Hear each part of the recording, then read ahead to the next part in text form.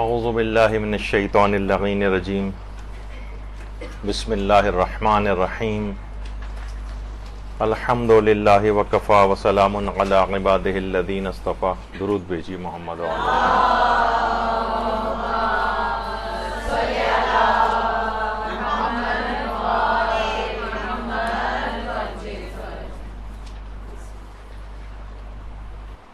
کس قدر خوش نصیبی ہے کہ آپ میں سے کچھ طالبات جو کہ جن کا نیا ایڈمیشن ہوا ہے، اس دن سے کس قدر قریب یہ دن واقع ہوا ہے کہ جس میں ولادت باسعادت حضرت رسول خدا صلی اللہ علیہ وآلہ وسلم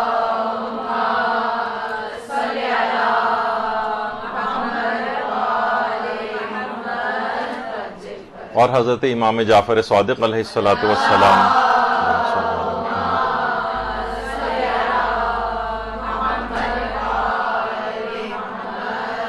واقع ہو رہی ہے. یعنی ایک طرف تو شہر علم کی ولادت ہے اور دوسری طرف اس عظیم شخصیت کی ولادت ہے کہ جو پورے کے پورا فقہ جعفری جن کے نام سے موسوم ہو گیا ہے، اور دونوں علم اور فضل کے اعتبار سے کس قدر نورانی شخصیات ہیں. تو ان کا توسل کرتے ہوئے آج اس درس کا آغاز ہم کر رہے ہیں، اور انشاءاللہ تعلیم دین کے سلسلے میں آگے چل کر بھی یہ نورانیت برقرار رہے گی. طالب علم اپنے اندر نورانیت کیسے پیدا کرے؟ دیکھیے، علم تو حاصل ہوتا چلا جائے گا، علم حاصل ہوتا چلا جائے گا، لیکن بعض اوقات دیکھنے میں یہ آتا ہے کہ وہ نورانیت جو علم کے ساتھ ہوتی ہے وہ حاصل نہیں ہو پاتی. جس طریقے سے گدھے کے اوپر کتابیں لاد دی گئی ہوں، کچھ اس طرح سے ایک طالب علم بن جاتا ہے. دیکھیے، سب سے پہلی بات تو یہ ہے کہ آپ کے علم میں یقیناً یہ بات ہوگی کہ علم جو ہے وہ صفت پروردگار ہے، اور پروردگار اپنی صفات کو دینے میں بالکل بھی بخل سے کام نہیں لیتا، بلکہ وہ یہ چاہتا ہے کہ میری ہر صفت بقدر ظرفیت میری مخلوق کے اندر منتقل ہو.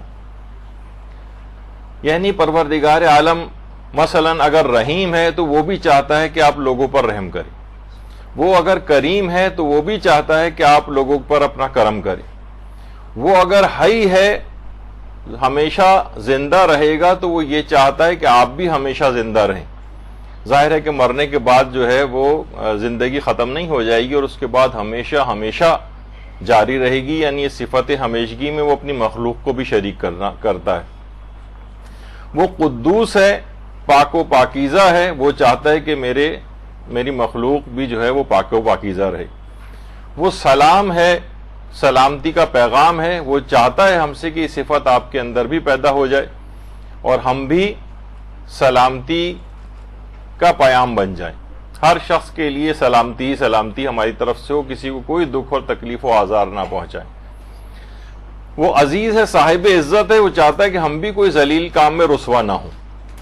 یعنی ہر چیز اسی طریقے سے اس کی ایک صفت علم بھی ہے، اور وہ یہ چاہتا ہے کہ میری مخلوق علم کی صفت سے متصف ہو اور اپنے علم کو مسلسل بڑھاتی چلی جائے. تو دیکھیے، یہ علم ہمیشہ سرفرازی عطا کرتا ہے. فرشتوں نے جب تخلیق آدم کے اوپر اعتراض کیا تھا تو آپ قرآن کے اندر پڑھتی ہیں نا، تو حضرت آدم کو علم ہی کی وجہ سے فوقیت اور برتری فرشتوں کے اوپر حاصل ہوئی. وَعَلَّمَ آدَمَ الْأَسْمَاءَ كُلَّهَا وَعَلَّمَ آدَمَ الْأَسْمَاءَ كُلَّهَا. یعنی وہ جو اسماء پروردگار عالم کی طرف سے دیے گئے تھے، جن کی تعلیم دی گئی تھی، اس علم کی بنا پر آدم کی برتری فرشتوں کے اوپر ظاہر ہوئی. اور آپ جو قرآن ہی کے اندر پڑھتی ہیں کہ عزیز مصر نے جب حضرت یوسف کو قید خانے میں قید کر دیا تھا، تو اپنے اس علم کی برکت ہی کی وجہ سے جو علم تعبیر الرؤیا ان کو دیا گیا تھا، خوابوں کی تعبیر کا علم، اس سے ان کو وہاں سے رہائی نصیب ہوئی تھی. یعنی علم ہر جگہ اس طرح سے نجات کا سامان مہیا کرتا چلا جاتا ہے. اور آپ دیکھتی ہیں کہ غار حرا میں جو وحی نازل ہوئی تھی، اس میں جو ابتدائی آیات تھیں، ابتدائی تقریباً 5 آیات، وہ یہی حصول علم اور ذرائع حصول علم سے متعلق تھی. تو یہ تمام چیزیں ایسی ہیں. اچھا اس میں مرد حضرات کا بھی ایک اپنا رول ہے, خواتین کا بھی اپنا ایک رول ہے. خواتین البتہ اپنی فعالیت کا ادراک کریں کہ علم دین کے سلسلے میں دیکھیے عام طور پر جو عام علوم ہیں ہم دیکھتے ہیں میڈیکل سائنس کے اندر خواتین مردوں سے آگے جا رہی ہیں. کسی بھی جگہ آپ چلے جائیں میڈیکل کالجز کے جو پوائنٹس گزر رہے ہوتے ہیں, اب یہ کہا جانے لگا ہے کہ لڑکوں کو جو آگے بٹھایا جائے اتنی کم تعداد ان کی ہوتی ہے, باقی سب میں لڑکیاں مثلاً بیٹھیں گی. اسی طریقے سے انجینئرنگ یونیورسٹیز میں چلی جائیں, کامرس میں آپ دیکھ لیں جا کر, بزنس ایڈمنسٹریشن اور جتنے بھی شعبہ ہے زندگی, ہر جگہ خواتین چھاتی چلی جا رہی ہیں. اخبارات میں آپ دیکھتی ہیں پوزیشن ہولڈرز کی جتنی تصویریں آتی ہیں اس میں زیادہ تر سب خواتین ہوتی ہیں. پھر کیا وجہ ہے کہ علم دین میں خواتین پیچھے جا رہی ہیں؟ یہ آپ دیکھ لیں کہ بہرحال اگر ایک سرسری مطالعہ کریں تو خاص حد سے زیادہ خواتین آگے نہیں ہیں, لیکن وہ اس میں تقریباً مردوں کا اس طرح سے شعبہ ہے. حالانکہ پوٹینشیل آپ کے اندر بہت زیادہ ہے. وہ جو میں اکثر, کیونکہ یہ تقریباً 19 سال ماشاءاللہ سے مدرسے کو ہو گئے ہیں, جو اس طرح سے ٹینیور اسٹارٹ اس کا جو ہوتا ہے اور سیشن اسٹارٹ ہوتا ہے, تو اس میں ابتدائی طور پر پہلی کلاس مجھے اور سر وسیم ہم کو لینا پڑتی. تو ہم تقریباً 19 سال سے یہ اسی متعلق بات کرتے آ رہے ہیں. اور اس میں کبھی کبھار میں نے یہ واقعہ بھی سنا ہے جو عالم بعمل شیخ محسن علی نجفی صاحب قبلہ فرماتے ہیں. وہ فرماتے ہیں کہ 2 کمزوریاں خواتین کی ایسی ہیں جو تبلیغ دین میں ان کی خوبیاں بن سکتی ہیں. میں نے اس دفعہ پہلے بھی سنائی تھی یہ بات ان کی, بہت کیونکہ ہے بہت اہم بات. تو پہلی خامی بظاہر دنیاوی ہے کہ بولتی بہت ہے. اچھا جب بولتی بہت ہیں تو ظاہر ہے کہ اس تبلیغات کے اندر بولنا ہی پڑتا ہے. خاموش رہنے والا آدمی کیا تبلیغ کرے گا؟ تو یہ بظاہر دنیاوی ایک لحاظ سے خامی ہے ان کی, لیکن تبلیغات کے اندر یہ خوبی بن جاتی. دوسری کہتے ہیں دنیاوی خامی ہے کہ پیٹ کی بہت ہلکی ہوتی. لائٹر ٹون میں انہوں نے بہرحال بات کی تھی, یعنی آج ادھر ایک بات پتہ چلے اور پورے معاشرے کے اندر وہ پھر ٹیلی کاسٹ ہو جاتی. تو کہتے ہیں تبلیغات میں یہی ہے کہ ادھر آپ کے پاس علم آئے اور اس کو پوری دنیا کے اندر آپ ہر جگہ جتنا بھی ہو سکے جو ہے اس کو پھیلا دیں. تو بہرحال یہ جو ہے یہ خصوصیت ہے. تو یہ دونوں چیزوں کو آپ دین کے اندر استعمال کر سکتی ہیں. اور یہی وجہ ہے کہ استاد محسن قرائتی فرماتے ہیں کہ یہ بھی لائٹر ٹون میں بات ہے, اس کو کوئی بہت ویسے سیریس نہ لے. وہ فرماتے ہیں کہ خواتین کو دین سکھا دو ورنہ یہ اپنا بنا لیں گی, یہ نیا بنا لیں گی خود ہی, یعنی اس سے پہلے کہ خود بنائیں ان کو پہلے دین سکھا دو. تو خواتین کی آپ دیکھتی ہیں گھروں کے اندر بھی کس طرح سے ایک خواتین کی ایک الگ فقہ چل رہی ہوتی ہے جو کہ اسلام سے ہٹ کر بھی ہوتی ہے بعض اوقات. تو اب دیکھیے مسئلہ کیا ہے کہ علم تو حاصل ہوتا چلا جائے گا, علم حاصل ہوتا چلا جائے گا, لیکن اس علم کے اندر جو نورانیت ہے اس کو کیسے حاصل کیا جائے؟ دیکھیے علم تو ایٹم بم بنانے والوں کے پاس بھی تھا, تو نقصان پہنچانے والا علم یا بے فائدہ علم حاصل نہیں کرنا ہے, بلکہ جو فائدے مند علم ہے اس سے جو نورانیت ہے وہ حاصل کرنی. تو اب سب سے پہلی جو چیز ہے کہ جس سے نورانیت حاصل ہو سکتی ہے, جو کہ سراپا نور ہے, وہ ہے کہ طالب علم کو مستقل بنیاد پر اور روزانہ تلاوت قرآن انجام دینی چاہیے. ورنہ یعنی قرآن کو چھوڑ کر کون سی نورانیت آئے گی اس میں؟ سب سے پہلی چیز ہے تلاوت قرآن.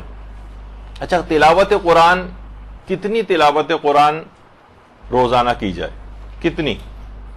دیکھیے ابتدائی طور پر اگر کوئی شخص تلاوت قرآن کا عادی نہیں تو بہرحال ہم اس کو یہ کہیں گے کہ وہ 40 آیات سے ابتدا کرے, 40 آیات قرآنی کم سے کم روزانہ اس کی تلاوت کرے.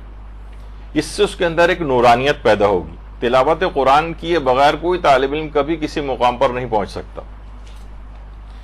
تو اس میں ترقی کر کے کچھ دن کے بعد وہ کوشش کرے کہ آدھا پارا, اور اگر محنت کر کے چاہے وہ ڈیوائیڈڈ اس کے اندر کیوں نہ ہو کہ 2 پیجز کسی وقت پڑھ لیے, ہر ایک 2-1.5 گھنٹے کے بعد, یا کسی بھی طور پہ اپنے دن میں ٹائمنگز اگر سیٹ کر لیے جائیں, تو اگر ایک پارا روزانہ پر لے جائے اس کو, تو آپ یقین کیجئے شروع میں شاید آپ کو بہت زیادہ لگے گا اور ایک پارہ ہم روزانہ کیسے پڑھیں گے، نہیں، بہت ہی آسان ہو جائے گا آپ کے لیے.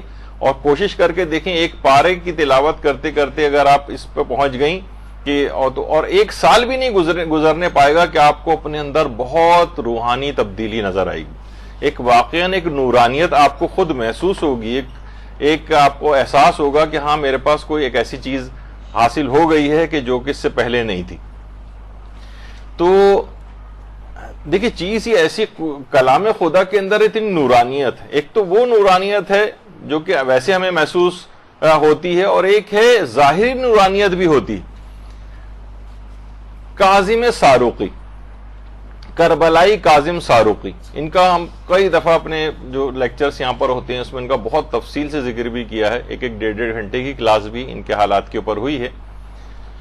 کربلائی کاظم ساروقی جو تھے یہ بالکل ان پڑھ تھے، اور یہ قرآنی معجزہ ہے. صرف ایک شخص کے جو کہ حروف کو بھی نہیں جانتا تھا، یعنی اس کو یہ بھی نہیں پتا کہ الف کیا ہوتی ہے اور بے کیا ہوتی ہے اور تے کیا ہوتی ہے، وہ ایک رات کے اندر بلکہ ایک لہجے میں حافظ قرآن بن گیا. کربلائی کاظم ساروقی، ساروق میں ان کی قبر بھی ہے. یہ بالکل ان پڑھ تھے.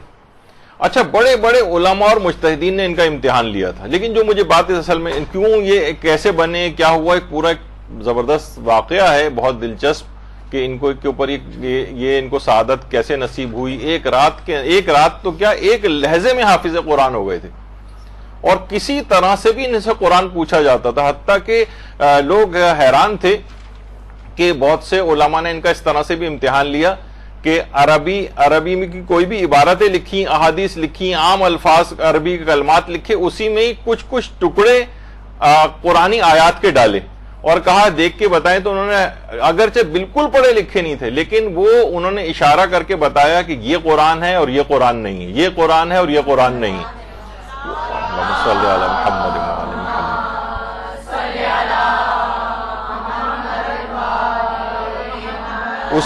اس کی وجہ کیا تھی؟ وہ کہنے لگے کہ مجھے پڑھنا نہیں آتا، لیکن یہ کلمات نورانی شکل میں مجھے نظر آ رہے ہیں. اس میں قرآن کی ایک الگ ایک نورانیت، ظاہری نورانیت بھی ہے اور ایک باطنی نورانیت بھی ہے، جو کہ ہمیں اس کی تلاوت سے اور اس کے اوپر عمل سے جو ہے وہ بعد میں اس کا خود احساس ہوتا ہے.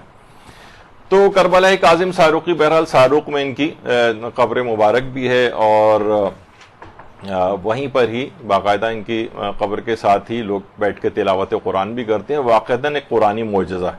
تو اس میں جو میں بہرحال جو ایک بات جس سے میں جو چیز پیش کرنا چاہ رہا تھا آپ کے سامنے، وہ ایک نورانیت ہے ان کے، یعنی خود قرآن ایک بظاہر نور بھی ہے اور بباطن بھی نور ہے. تو اس کی تلاوت مستقل کرنے والا اس کے اندر خود بخود ایک نورانیت آتی جاتی ہے. تو طالب علم اس سے اپنے آپ کو بری الذمہ نہیں کر سکتا کہ میں تو بھی پڑھ رہا ہوں تو مجھے تلاوت قرآن کا مجھے ٹائم نہیں ملتا ہے. نہیں، ایسا نہیں ہونا چاہیے. اور جن افراد نے بھی، حتیٰ کہ جن خواتین نے بھی اپنا ارتباط قرآن سے بڑھایا، وہ اتنے بڑے مقامات پہ فائز ہو گئیں کہ ہم 1200 سال کے بعد بھی آج ان کا تذکرہ کر رہے ہیں. سیدہ نفیسہ، مصر کی خاتون، ان کا بھی کئی دفعہ اس سے پہلے بھی تذکر آ چکا ہے. حضرت امام حسن علیہ السلام کی نسل سے ہیں.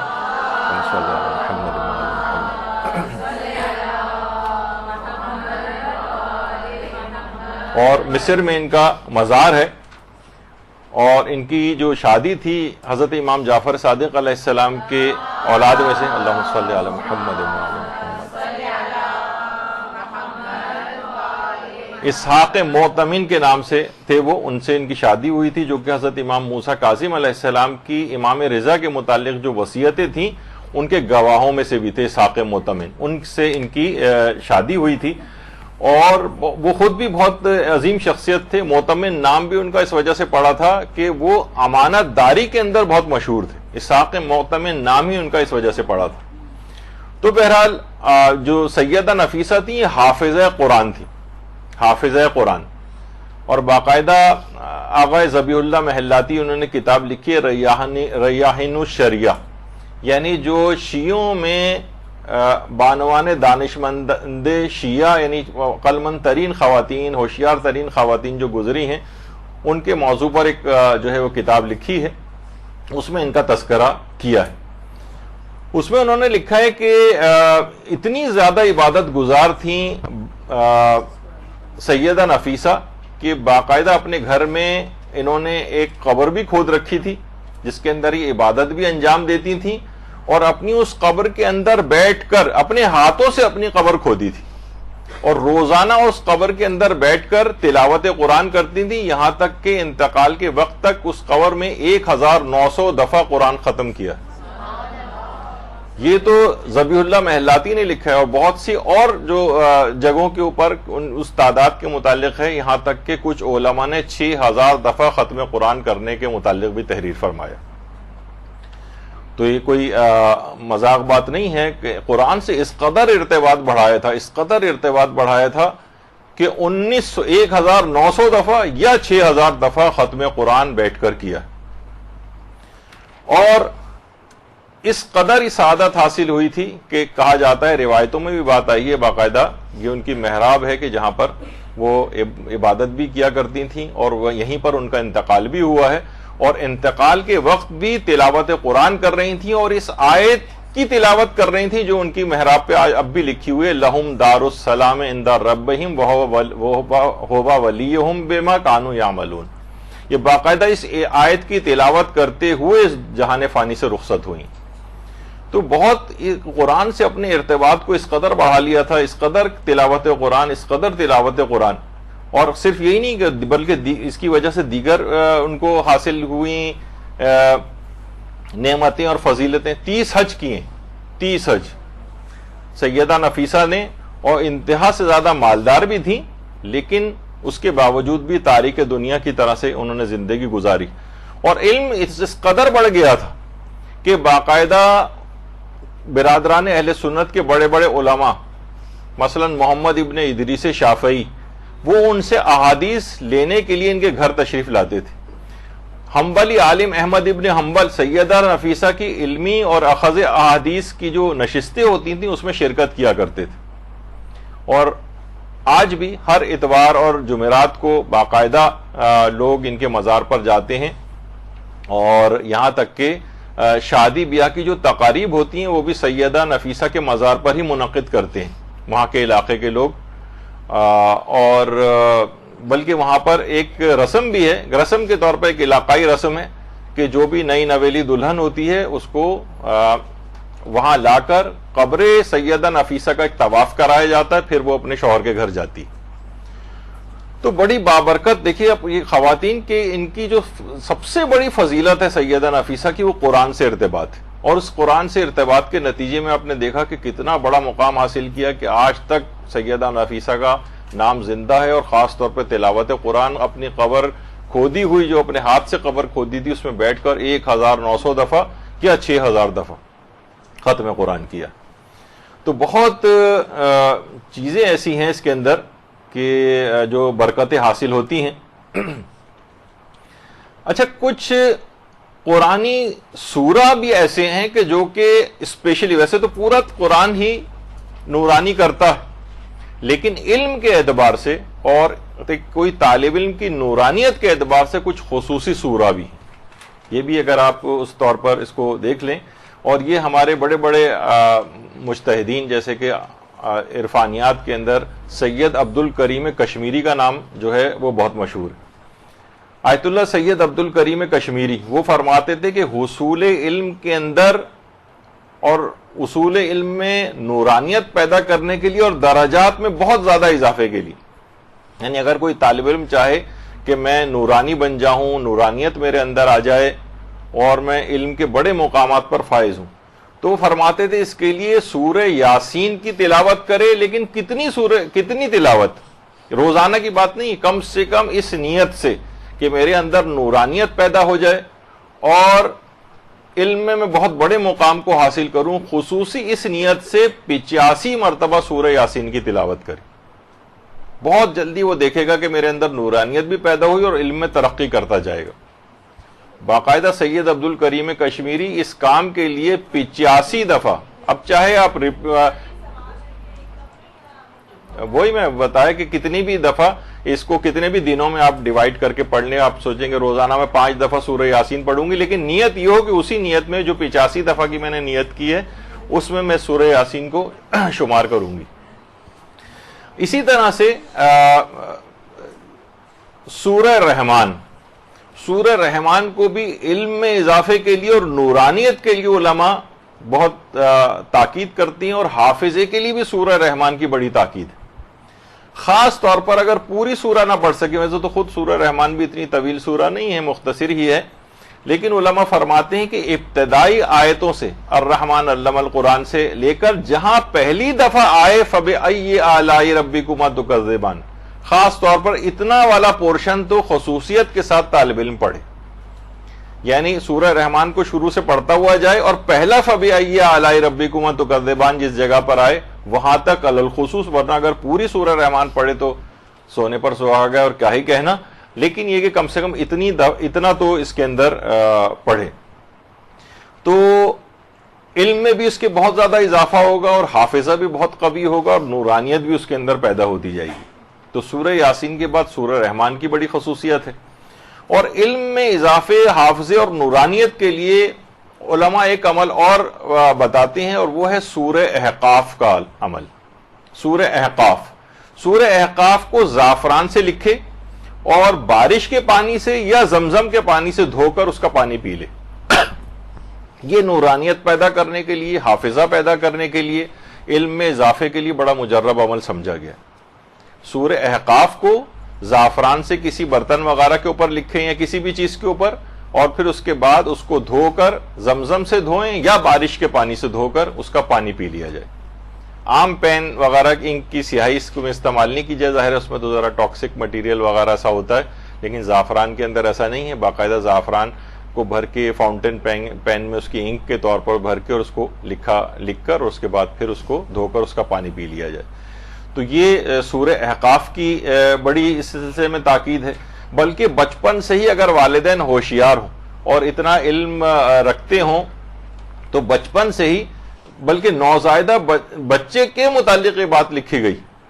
علماء نے لکھی ہے کہ سورہ حاقہ، الحاقہ تو ملحاقہ، سورہ حاقہ جو ہے اس کا پانی بھی اسی طرح سے زعفران وغیرہ سے سورہ حاقہ کو لکھا جائے، اس کے بعد اس کے پانی کے قطرات، یعنی اس کو دھو کر اس کے پانی کے قطرات نومولود بچے کے منہ میں ٹپکائے جائے. تو بچہ ذہانت کا پیکر بن جائے گا، یعنی ہوشیار اور ذہانتوں کا پیکر ہوگا، بلند علمی مقام حاصل کرے گا اور شر شیطان سے پوری زندگی محفوظ رہے گا. تو بہرحال یہ سورہ حاقہ کے متعلق ہے. یہ علم کے اعتبار سے جو میں نے کہا، ویسے تو پورا قرآن ہی نورانیت عطا کرنے والا ہے، لیکن خصوصیت کے ساتھ کچھ چیزیں علم سے متعلق بھی. تو ان چیزوں کی بہت اہمیت ہے، اس کو دیکھنا چاہیے.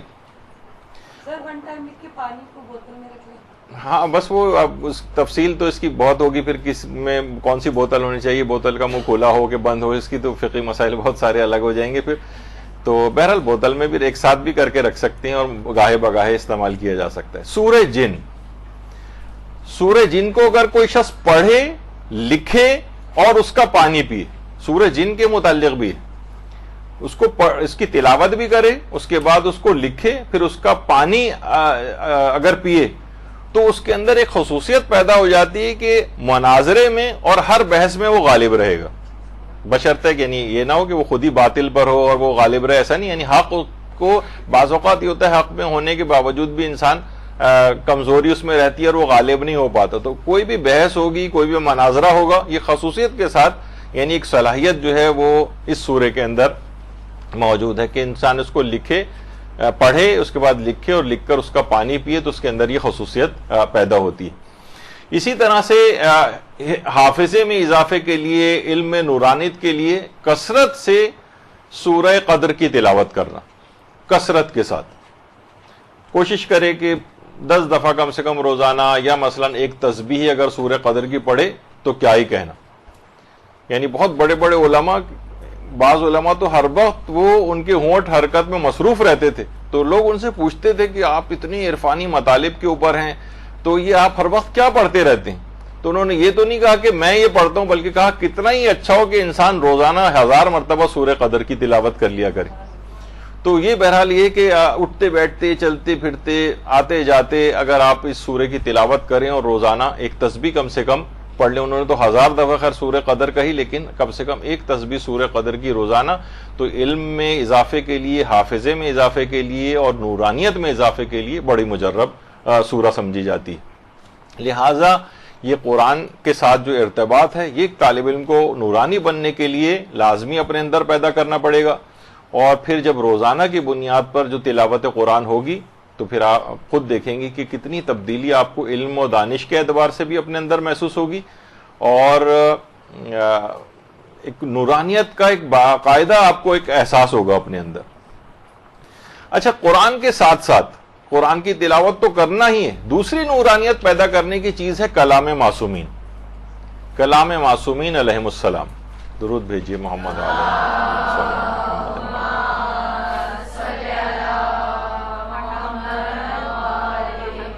جو کتابیں جس میں احادیث مبارکہ لکھی ہوتی ہیں, یہ بھی گھروں کے اندر ہونی چاہیے. لوگ عام طور پر کوئی مرحوم انتقال کرتے ہیں تو ان کی کتابیں بوجھ سمجھتے ہوئے لا کر مدارس میں ادھر ادھر دینے کی کوشش کرتے ہیں. مرحوم کی کتابیں تھیں, اچھا ہے کسی جگہ کام آ جائیں گی, یعنی اپنے گھر میں میراث کے طور پر نہیں رکھتے ہیں ان کو, بلکہ ڈمپ کر دیتے ہیں. سوچتے ہیں کس طرح سے معاذ اللہ, یعنی اچھے الفاظ نہیں, کچرے کو جو ہے گھر سے باہر نکالا جائے. تو تقریباً یعنی اسٹائل اسی طرح سے ہوتا ہے. تو احادیث مبارکہ, کلام معصومین, ان کی کتابیں یہ خود گھر میں فقط رکھی بھی رہیں اگر, یعنی ویسے تو تلاوت کرنی ہے ان کی, ان کو پڑھنا ہے, ان کو حفظ کرنا ہے, تاکہ عام زندگی میں جب بھی کبھی اس قسم کے مواقع پیش آتے ہیں تو آپ کو وہ احادیث مبارکہ یاد آتی ہیں, آپ کے اندر موجود ہوتا ہے ان کا پیغام, وہ آپ کو روکتی ہیں گناہوں سے, وہ آپ کو مختلف زندگی کے مراحل کے اوپر جب ڈیسیجنز لینے ہوتے ہیں اس وقت وہ مدد کرتی ہیں کہ آپ کو کب تحمل دکھانا ہے, کب بردباری دکھانی ہے, کب آپ کو عمل کون سا کرنا ہے. یہ جو آپ کے اندر آپ ہو سکتا ہے اس وقت ذاتی طور پر آپ کو پوچھا جائے تو آپ حدیث بتا بھی نہیں سکیں, لیکن اس کا پیغام آپ کے اندر موجود ہوتا ہے جو آپ کو اس کے مطابق عمل کرواتا ہے جو اس وقت کی ضرورت ہوتی. تو بہرحال اس طرح سے ان کے اندر ایک نورانیت ہے. ان کتابوں کی جو تحریر جو نظر آ رہی, اس کے اندر ایک نورانیت ہوتی, بلکہ ان کے اندر شفا بھی ہوتی. ہمارے ہاں دیکھیے چیزوں کو اس طرح سے لیا نہیں جاتا ہے.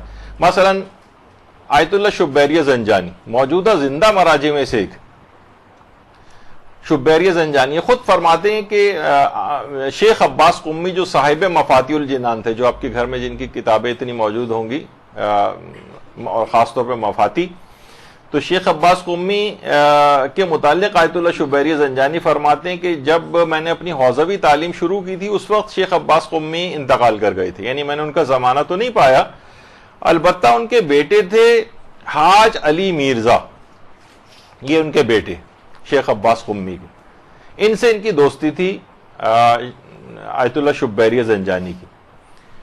اچھا, بہت سارے بیٹے بالکل, اب تو خیر ان کے بیٹوں میں سے کوئی بھی زندہ نہیں بچا ہے. شیخ عباس قمی کے تمام بیٹے بھی انتقال کر گئے ہیں, اور محسن محدث زادہ قمی یہ بالکل آخری جن کا انتقال ہوا ہے, محسن محدث زادہ, یہ بھی شیخ عباس قمی کے بیٹے تھے, یہ بھی کچھ عرصے پہلے جو ہے وہ انتقال کر چکے.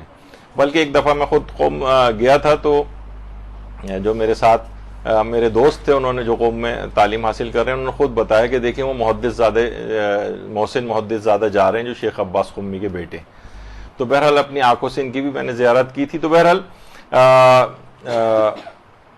حاج مرزا علی کے متعلق آیت اللہ شبیری زنجانی نے بتایا کہ ان کے بیٹے نے مجھے یہ بات بتائی تھی, اور وہ گئے تھے اور شہید ثانی شیخ زین الدین ان کی ایک تحریر لے کر آئے.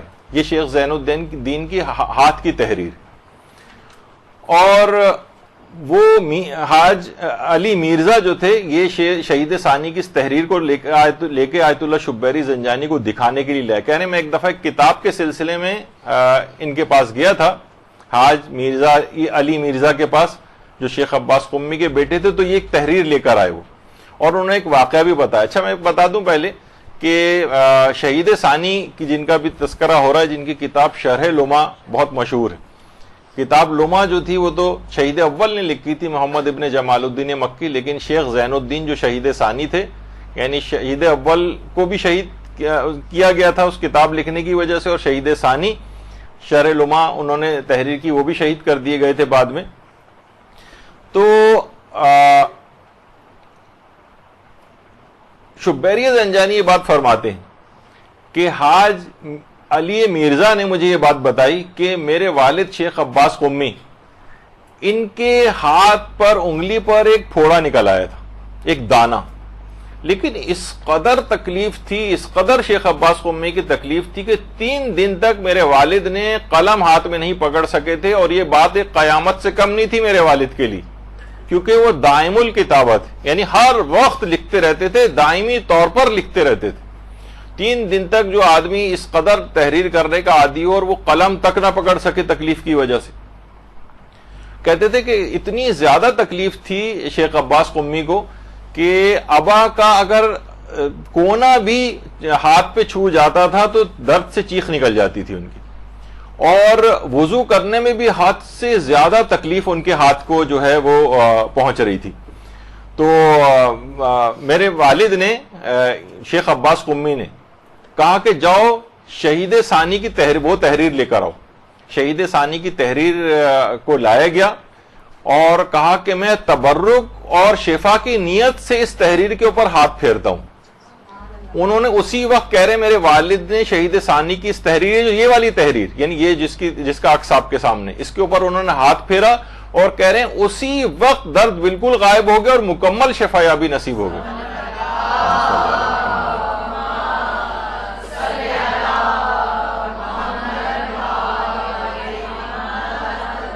یہ ایسی نورانیت ہے تعلیمات محمد و آل محمد علیہ السلام کے اندر، یہ ایسی شفا یابی ان کے اندر ہے۔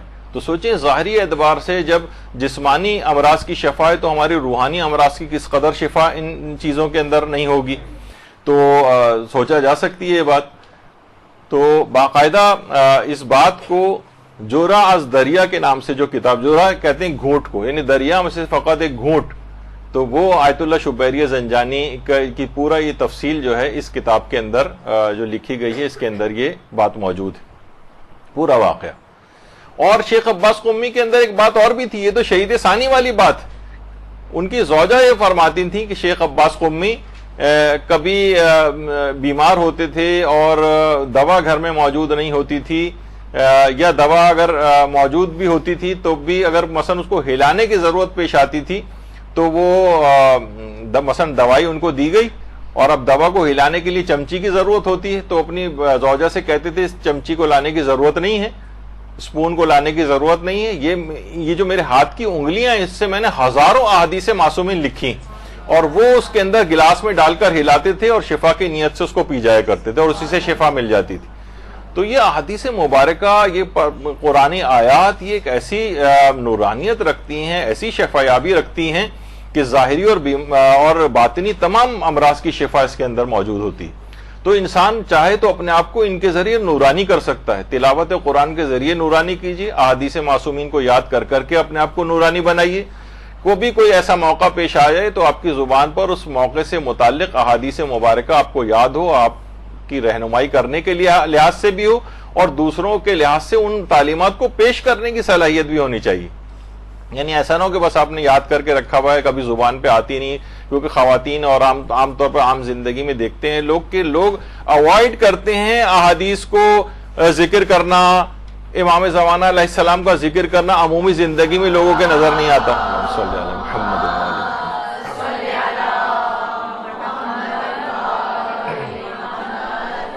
اور ان کو باقاعدہ آداب کے ساتھ پڑھنا چاہیے، باقاعدہ اچھی نیتوں کے ساتھ پڑھنا چاہیے ان چیزوں کو، یہاں تک کہ ابھی آپ نے شاید دیکھا بھی ہوگا کچھ خواتین جو سنتی ہیں علماء کے، مثلا مولانا علی مرتضی زیدی صاحب یہاں پر بھی آتے ہیں پڑھانے کے لیے، انہوں نے خود اپنا ایک ایکسپیرینس بتایا، کہنے میں نے جن لوگوں کو بتایا انہوں نے اس سے بہت استفادہ کیا۔ وہ کہتے ہیں جس طریقے سے تسبیح حضرت فاطمہ الزہرا سلام اللہ علیہ صلی اللہ علیہ وسلم،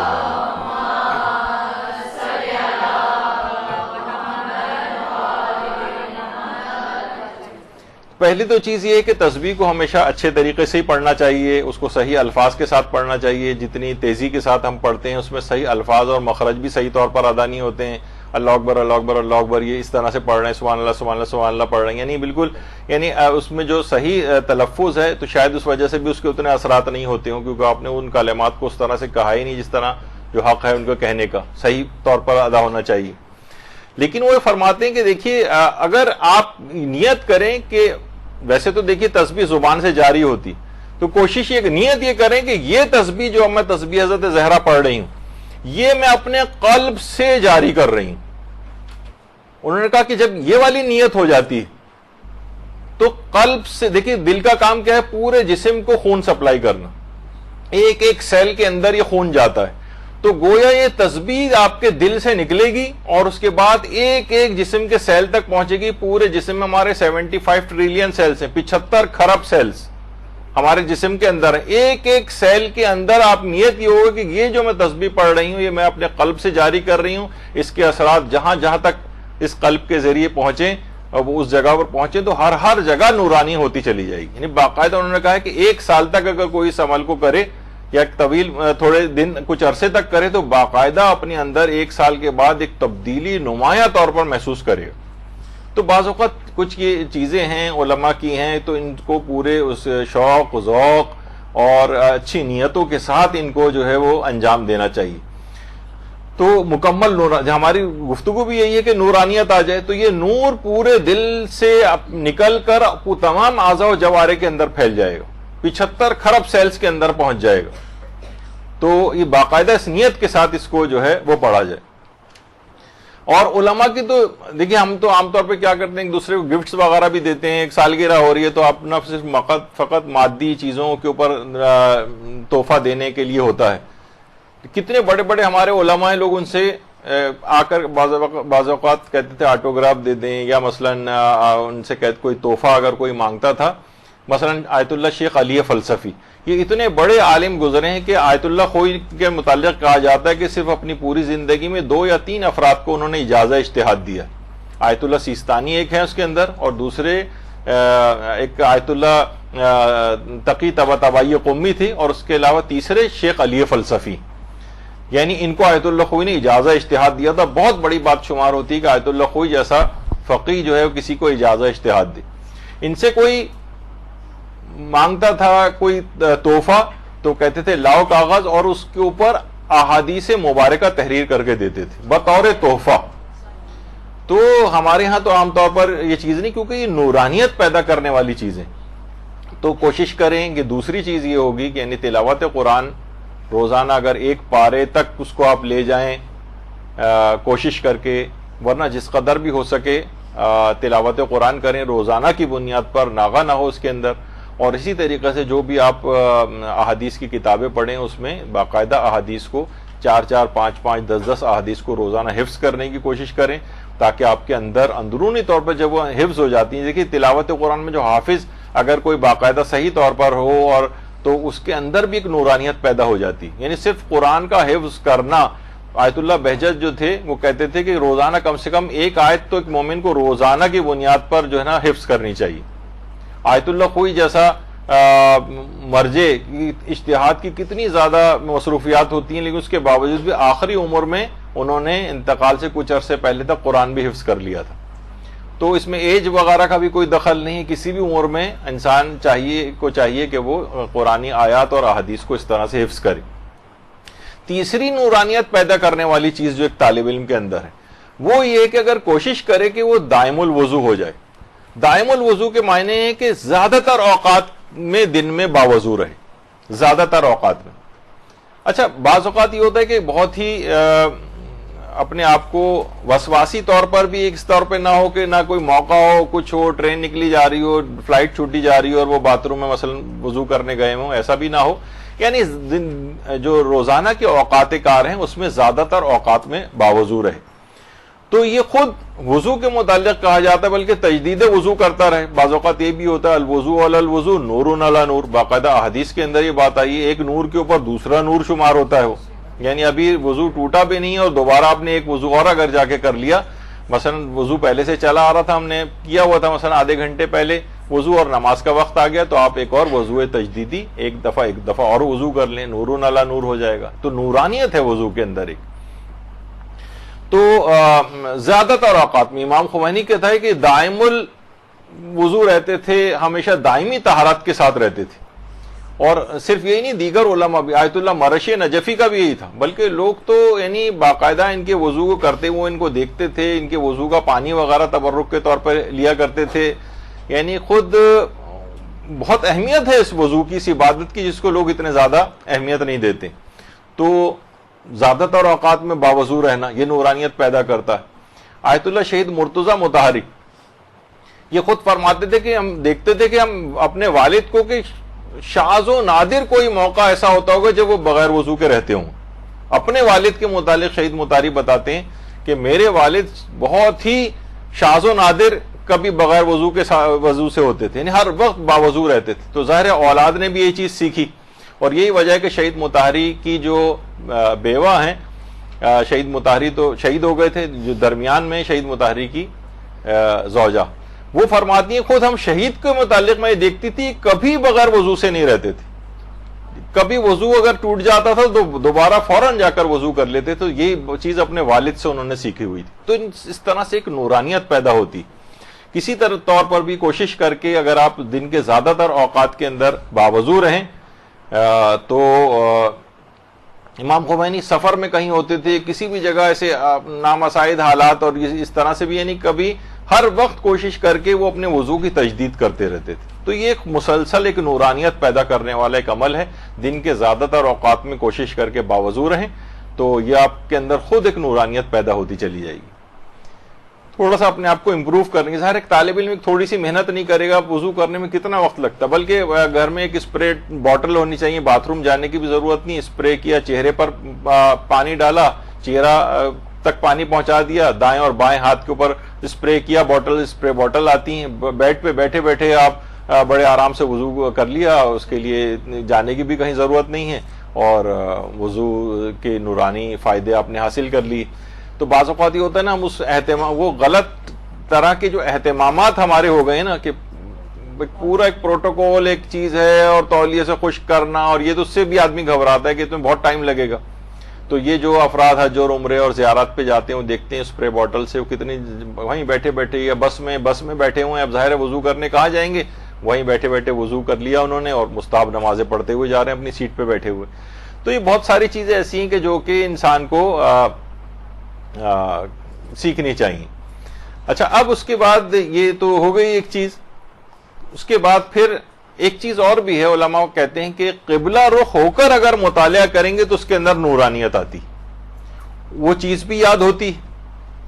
مثلا تقریباً اگر تھوڑا سا اگر آپ جیسے ابھی کی، میں نہیں کہہ رہا کہ آپ ابھی ایسا ہو جائے، یعنی میں بتا رہا ہوں کہ قبلہ رخ صرف تھوڑا سا لیفٹ پہ ہونے سے قبلہ رخ، مثلا قبلہ آپ کے تو گھر میں بھی کبھی پڑھ رہی ہو، کوشش کریں کہ کرسی میز یا اس طرح سے اگر کوئی ہو، اور ممکن ہو قبلہ رخ ہونا، پڑھائی کے وقت قبلہ رخ ہونا اگر ممکن ہے تو آپ کوشش کر کے قبلہ رخ ہو کر پڑھیں.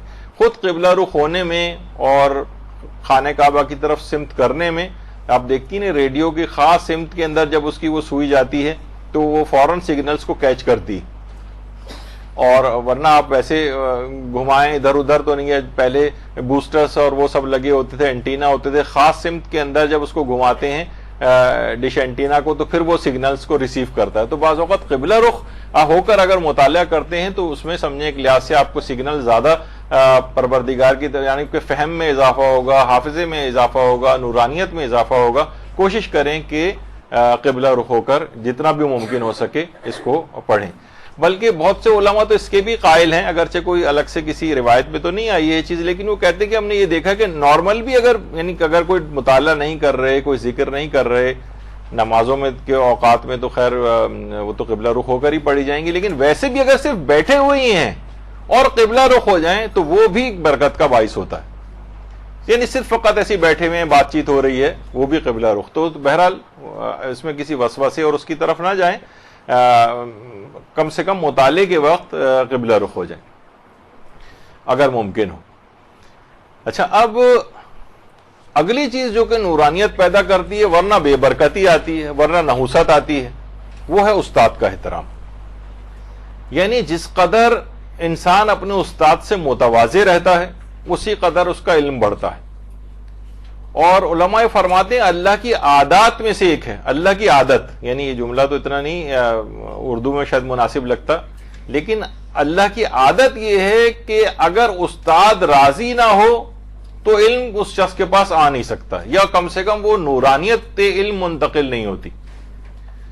اور آپ کو پتہ یہ روایتوں میں بھی بات آئی ہے کہ خوشامد ویسے کسی کی پسند نہیں کی گئی ہے، لیکن عالم کی اور استاد کی خوشامد کرنا جو ہے وہ مذموم نہیں۔ انسان اپنے استاد کے سامنے تذلل اور انکساری اور تواضع جتنی اختیار کرتا ہے اتنی ہی اس کے اندر نورانیت علم جو ہے وہ بڑھتی۔ اچھا، علماء نے ایک چیز اور بتائی، میں نے کسی روایت میں تو نہیں پڑھی لیکن اقوال علماء میں ایک چیز دیکھی، وہ یہ کہتے ہیں کہ حافظے میں اضافے کا ایک عمل یہ کہ انسان اپنے استاد کے حق میں دعا کرے۔ اس کا اپنا حافظہ اگر قوی کرنا ہے اس کو تو اپنے استاد کے حق میں دعا کرے۔ تو بہرحال کچھ چیزیں ایسی ہیں جو کہ علم کے لحاظ سے اور حافظے کے لحاظ سے، بلکہ علماء تو یہ کہتے ہیں کہ تحصیل علم کے اندر 4 چیزوں کا ادب بڑی خصوصیت کے ساتھ، ایک تو مسجد کا ادب، دوسرا مدرسے کا ادب، مدرسے کی بھی آداب، یہ نہیں کہ مثلا اگر آپ یہاں بیٹھی ہوئی ہیں، آپ دیکھ رہی ہیں بلا وجہ لائٹ جل رہی ہے، آپ اس کو بند کر دیں، کوئی چھالیاں کھا کے کسی نے اس کا ریپر جو پھینکا ہوا ہے نیچے، ٹافیاں کھا کے ادھر ادھر کچرا کیا ہوا ہے کسی نے، یا کوئی بھی اس طرح کی چیز، تو اس کو اٹھا کے ایک طرف، کہ مدرسے کا خود ایک تقدس ہے، تعلیمات محمد و آل محمد، جس طرح انسان مسجد کی صفائی کرتا ہے، جس طرح انسان اس کو وہاں پہ کوئی اس طرح کی کوئی چیز دیکھ کے اس کو ہٹا کے ایک طرف کر دیتا ہے۔ ہم دیکھتے ہیں کہ لوگ اس کا خیال نہیں کرتے۔ رمضان میں یہاں پر ہوتی ہیں افطار مساجد کے اندر، لوگ گٹھلیاں ہر قدم پہ ایک گٹھلی پاؤں میں چپکتی ہوئی جاری ہوتی ہے کھجور کی، تو یہ مناسب نہیں ہے اس طرح سے۔ لوگ یعنی ان کو اہمیت کا احساس ہی نہیں کہ کس جگہ کے اوپر عبادت، مسجد کتنی عظیم جگہ ہے۔ تو مدرسہ بھی کسی طور پر بھی اس انداز سے کم نہیں کہ یہاں تعلیمات دی جاتی ہیں، تو انسان کو چاہیے کہ اس کا بھی ایک، تو مسجد کا 4 چیزوں کا احترام ہے، اس میں ایک مسجد کا احترام ہے، مدرسے کا احترام ہے، تیسری چیز ہے کتاب کا احترام۔ کتاب کا احترام ایسی اٹھا کے زمین کے اوپر رکھ دینا، کتاب کے اوپر مثلا کوئی بھی کھانے پلیٹ وغیرہ رکھ کے کھا رہے ہیں، یا کوئی بھی اس طرح کی چیز، ایک کتابوں کے اوپر بہت ساری چیزیں آپ اپنے چشمہ اور فلاں اور یہ وہ سب کتاب پہ جس طریقے سے کسی بھی چیز پہ رکھ دیا، نہیں، علم کو کے جو ذرائع اس طرح کے ان کا خاص احترام۔ اور چوتھی چیز احترام کی، وہ علماء یہی کہتے ہیں کہ جو علم، تحصیل علم میں جن 4 چیزوں کا احترام ہے اس میں ایک ہے استاد کا احترام۔ تو بہرحال یہ چیزیں ایسی ہیں کہ ان کا خصوصیت کے ساتھ۔ اچھا، پھر ایک چیز البتہ اور بھی ہے جو عام طور پر خیال نہیں کیا جاتا، وہ ہے والدین کا زیادہ احترام اب آپ کو کرنا ہے، ان کی اطاعت آپ کو زیادہ کرنی۔ اس سے آپ کی ایک تو عمر میں برکت ہوگی، بلکہ کہا جاتا ہے کہ والدین کی خدمت سے عمر میں برکت ہوتی ہے اور استاد کی خدمت سے علم میں برکت ہوتی ہے۔ یعنی والدین کی انسان خدمت کرتا ہے اور ان کے حق میں دعا کر رہا ہے، ان کی کوئی کوتاہی ان سے نہ ہو جائے، تو اس سے اس کی عمر میں برکت ہوتی ہے، اور استاد کے لحاظ سے اگر یہ چیزیں ہوں تو اس کے علم میں برکت ہوتی۔ تو استاد، اچھا دیکھیے والدین کے لحاظ سے کتنے علماء ایسے ہیں جو اپنی اس عمر میں جبکہ خود بھی بزرگ ہو چکے ہیں لیکن اپنی والدہ کی مثلا اس انداز سے خدمت کر رہے ہیں، تو یہ ایک بڑی بہت برکت والی چیز ہے۔ اس سے خود علم میں بے تحاشا جو ہے وہ اضافہ ہوتا ہے۔ والدین بوڑھے ہو گئے، ہم دیکھتے ہیں کہ بہت سی دینی خواتین جو ہیں چیخ کے جا کے بات کرنا اپنی والدہ سے، چھوٹی چھوٹی باتوں کے اوپر چیخنا چلانا، یہ سب برکت علم وغیرہ سب نورانیت سب ایک طرف بھول جائیے اگر والدین کے ساتھ اس قسم کا سلوک کسی کا ہے۔ آپ کا سلوک پہلے سے بہتر ہو جانا چاہیے، احسانات پہلے سے زیادہ ہو جانے چاہیے، بالکل اس طریقے سے ان کے سامنے عاجزی اور انکساری اختیار کرنا، کبھی بھی بلند آواز سے ان سے بات نہ کرنا، یہ سب چیزیں اس کا اہتمام ہونا چاہیے۔ تو ہم نے یہ بھی دیکھی یہ چیز کہ والدین کا اس طرح سے اگر کوئی احترام کرتا ہے تو علم میں بھی اس کی بہت زیادہ ترقی اس کو جو ہے وہ ملتی۔ والدین اب بوڑھے ہو جاتے ہیں، بزرگ ہو جاتے ہیں، بہت سی چیزوں میں ان کو زیادہ توجہ اور محبت کی ضرورت ہوتی، تو اس طرف واقعتاً دھیان دینا چاہیے۔ ہم دیکھتے ہیں کتنے بڑے بڑے علماء، اور وہ خود جو خدمتیں کر رہے ہیں، خود علی بہجت جو آیت اللہ بہجت کے بیٹے، یہ آیت اللہ بہجت ہیں، گھر میں یہ امام خمینی کے بیٹے بھی انہی کے بال کاٹا کرتے تھے، خدمتیں کر رہے ہیں، اور ہر بس سمجھیں جس طریقے سے غلام ایک گھر کے اندر ایک موجود ہوتا ہے نا، کوئی اس طرح سے اپنے والدین کی خدمت کرنا. آیت اللہ وحید خراسانی ان کے بیٹے یعنی خود بھی وہ مجتہدین بن گئے ہیں، ان کے علماء کے بیٹے، لیکن پھر بھی اپنے والدین کی اس طرح سے جو ہے خدمت کرتے نظر آتے ہیں. ہر جگہ بالکل اس طرح کو غلام ساتھ ساتھ چل رہا ہوتا ہے. بس میں بیٹھ کے مثلا درس خارج کے لیے آیت اللہ وحید خراسانی مثلا جا رہے ہیں تو وہ ساتھ بیٹھ کے جا رہے ہیں. تو اس سے ایک نورانیت علم جو ہے وہ حاصل ہوتی. اور استاد کے احترام میں خصوصیت یہ بھی ہے، دیکھیے ایک تو یہ ہے کہ بچپن سے یہ سب چیزیں سکھانی بھی چاہیے. مثلا ہمارے یہاں بہت سے طالب علم ہیں، مثلا ایک طالب علم ہے ہمارا اس وقت جس کو ہم نے یہ سرکل کیا ہوا اس کے اندر، رضا علی کاظمی. یہ یہیں پہ بالکل جو چھوٹے بچوں کی جو کلاسز ہوتی ہے اس کے اندر یہ بچہ جو ہے وہ پڑھا کرتا تھا، اور لیکن انتہائی عاجزی انکساری. اب ماشاءاللہ یہ نجف گئے ہوئے کئی سال ہو گئے، اب باقاعدہ عشرے پڑھنا شروع ہو گیا ہے. یعنی مدرسے کی بہت ساری جو ہماری ماشاءاللہ سے معاشرے کے اندر کام کرنے والی پروڈکٹس ہیں.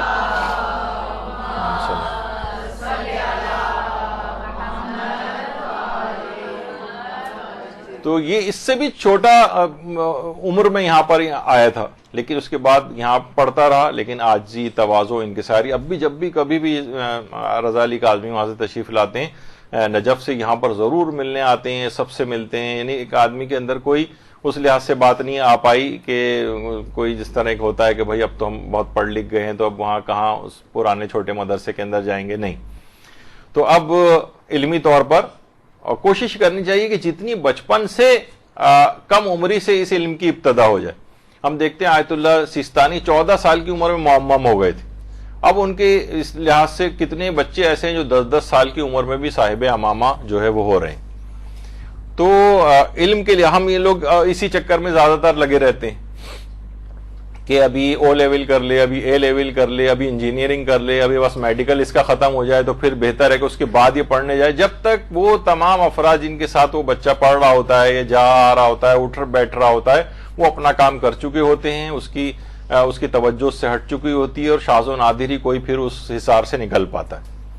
تو جتنی کم عمری سے اس کے اندر اس کو لگا دیا جائے، اس کا مائنڈ سیٹ خاص جگہ کے اوپر ہو جائے. ہم صرف یہ کہ ابھی یہ پڑھ لے، ابھی وہ پڑھ لے، ابھی وہ پڑھ لے، تو اس سے یہ ہوتا ہے کہ پھر وہ علم دین والا سیکٹر اس کا ہمیشہ کے لیے رہ ہی جاتا ہے.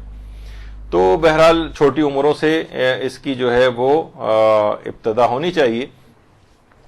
تو دیکھیے استاد وہ ہے کہ دیکھیے کہا جاتا ہے کہ والدین تو ایک گوشت پوشت کا ایک انسان تخلیق کرتے ہیں، لیکن اس کو سنوارتا ہے، اس کو اچھی روحانی اعتبار سے جو شکل دیتا ہے استاد اس کو دیتا ہے. اس کو سنوارنے بنانے کا کام یہ استاد کا کام ہوتا ہے. والدین تو صرف ایک لحاظ سے پیدا کر دیتے ہیں، لیکن استاد کا کام اس لحاظ سے بہت زیادہ ہے.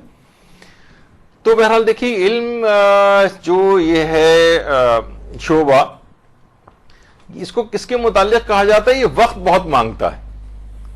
یعنی آپ یہ سوچیں گے بس آپ یہاں آئیں گی 1-2-3 گھنٹہ یہاں پر پڑھیں گے، ایک پورے ہفتے میں ایک دن، اس کے بعد گھر چلی جائیں گی، پھر اس کے بعد اگلی اتوار کو پھر دوبارہ یہاں آ جائیں گی تو بہت علم حاصل ہو جائے گا. نہیں، کہا جاتا ہے کہ جب علم ایسی چیز ہے کہ جب تک آپ اس کو اپنی ذات کا مکمل اپنی ذات کو اس کے سپرد نہ کرتے تب تک یہ اپنا جو حصہ ہے اس میں تھوڑا سا حصہ اپنا دیتا ہے، جب تک کہ آپ اسے پورے کا پورا اپنے آپ کو اس کے سپرد نہ کر دیں.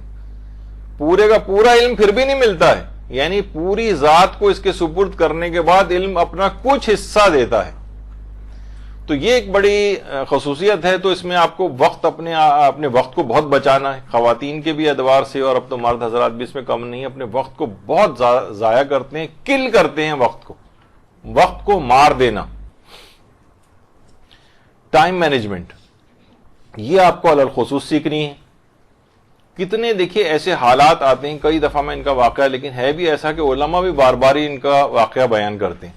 امام خمینی فرماتے تھے کہ میرے استاد آیت اللہ شاہ آبادی جو ان کے برابر میں، آیت اللہ شاہ آبادی ہمیں یہ واقعہ سناتے تھے. اور آیت اللہ شاہ آبادی کن کا واقعہ سناتے تھے؟ صاحب جواہر الکلام شیخ محمد حسن کا. یعنی اب پورا امام خمینی کہتے ہیں کہ میرے استاد آیت اللہ شاہ آبادی شیخ محمد حسن صاحب جواہر الکلام کی بات بتاتے تھے کہ ان کے جوان بیٹے کا انتقال ہو گیا تھا، شیخ محمد حسن کی جوان بیٹے کا انتقال ہو گیا اور کسی وجہ سے تدفین میں اگلے دن تک تاخیر ہو گئی۔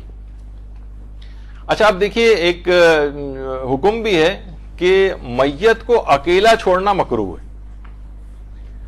ہمارے ہاں تو اب یہ فیشن چل پڑا ہے کہ میت کو کسی بھی سرد خانے میں، کسی ریفریجریٹر وغیرہ کے اندر رکھوا دیا جائے جا کے، اس کے بعد سب گھروں کو جا کر سو جاتے ہیں۔ روایتوں میں بھی یہ بات آئی ہے کہ میت وحشت کرتی ہے، یعنی گھبراتی ہے اس سے، یعنی اس کے پاس کوئی نہ کوئی موجود ہو۔ تو صاحب جواہر الکلام گھر میں ہی میت رکھی ہوئی تھی، اسی کمرے کے اندر جا کر بیٹھ گئے، اور جو کتاب تالیف کر رہے تھے جواہر الکلام، بڑی معرکۃ العرا کتاب ہے جواہر الکلام، یہ سب جلدیں ہیں اس کی جو آپ کو نظر آ رہی ہیں، اس زمانے میں جواہر الکلام کی تالیف کر رہے تھے۔ تو کہنے پوری رات وہاں بیٹھ کر اپنے بیٹے کے جنازے کے پاس بیٹھ کر جواہر الکلام لکھتے رہے پوری رات، کیونکہ اس کو اکیلا چھوڑنا بھی میت کو مکروہ ہوتا ہے، تو کسی اور جگہ نہیں، تو وہیں بیٹھ کے انہوں نے جواہر الکلام کو آگے بڑھایا۔ تو امام خمینی اپنی تقریروں کے اندر اکثر اس واقعے کو سناتے تھے صاحب جواہر کی، اور وہ تاکید کرتے تھے طالب علموں کو بھی اور علماء کو بھی کہ دیکھو اس واقعے سے سبق حاصل کرو اور خوب محنت کرو، اور اپنے وقت کو ضائع نہ کرو بلکہ اپنے اوقات کار کی صحیح تقسیم کرو۔ جو روزانہ کی تم نے اپنے معمولات سیٹ کر رکھے ہیں، کس وقت کیا کرنا ہے، کیا نہیں کرنا ہے، اور ایک معمولات زندگی ہوتے ہیں، کب کتنا پڑھنا ہے، کتنا لکھنا ہے، نامساعد حالات بھی ہو جائیں۔ اس سے زیادہ نامساعد حالات کون سے ہوں گے کہ گھر میں جوان بیٹے کا جنازہ رکھا ہوا ہے، لیکن اس کے باوجود بھی تعلیم کے سلسلے کو، اور وہ جو تالیف کا جو ایک سلسلہ تھا اور علم دین کی خدمت کا ایک تبلیغات کا جو ایک سلسلہ تھا، وہ اس دن بھی منقطع نہیں ہوا۔ چلیں اتنی ایکسٹریم تو یہ آپ کو بات لگ رہی ہوگی، لیکن اپنے مطابق ان معمولات جو آپ کی جو زندگی آپ گزار رہے ہیں روزانہ کی، اس میں تو اس طرح کا ٹائم مینجمنٹ ہونا چاہیے کہ آپ روزانہ کتنا آپ کو پڑھنا ہے، کتنا لکھنا ہے، کتنی کس چیز کی تیاری کرنی ہے، یہ تاکہ ورنہ اگر وقت ایسی ضائع ٹی وی کے ڈرامے دیکھے جا رہے ہیں گھنٹوں گھنٹوں بیٹھ کے، اور فضول ٹاک شوز دیکھے جا رہے ہیں، بلکہ مرد حضرات بھی فضول کون بیمار ہے کون بیمار نہیں ہے، کون سی عدالت کے ساتھ کس کو کیا ملا کیا نہیں، گھنٹوں کے بیٹھے پروگرام دیکھ رہے ہیں، ایک کے بعد ایک کے بعد ایک کے بعد ایک، ٹاک شوز وہ کبھی ختم ہونے میں نہیں آتے اور سب کا تقریباً ایک ہی عنوان ہوتا ہے۔ تو اس میں وقت اپنے ضائع کرنا اور ضائع لگانا، وقت کو مسلسل ضائع کرنا، تو خواہ کتنے ہی نامساعد حالات ہو جائیں۔ ہم دیکھتے ہیں علماء کی اس سیرت کے اندر کہ جناب ٹانگوں میں فریکچر بھی ہو گیا ہے، لیکن تب بھی جو ہے اگر مدرسے نہیں جا پا رہے تو مثلا طالب علموں کو اپنے گھر بلا لیا، وہیں پہ بیٹھ کر ان کو جو ہے وہ تعلیم جو ہے وہ دے رہے ہیں۔